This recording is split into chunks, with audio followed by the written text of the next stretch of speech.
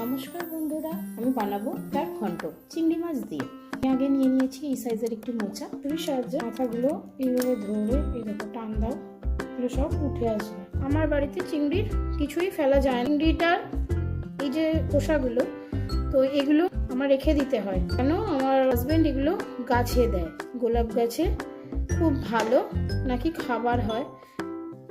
এইভাবে আমি চিংড়ির যে পিঠের একটা সিট থাকে না, এটাকে ফেলে দিলে তবে খুব ভালো হয়। উপকরণ যে হাতে দেওয়া বড়ি, চিংড়ি মাছগুলো, যে পেঁয়াজ কুচি, ছোলা, একটা বড় সাইজের আলু, মধ্যে আছে হলুদ, কাশ্মীরি লঙ্কার গুঁড়ো, নুন, জিরে, ধনের গুঁড়ো। মশলা হিসেবে লাগছে এখানে 4-5 কোয়া রসুন দিয়েছি, 2 থেকে 3 ইঞ্চি আদা, আর গাছের লঙ্কা। আগে ভেজে নেবো বলছিল।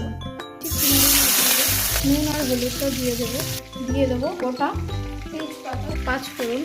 এবার এটাতে দিয়ে দেবো আগে থেকে কুচিয়ে রাখা পেঁয়াজ আর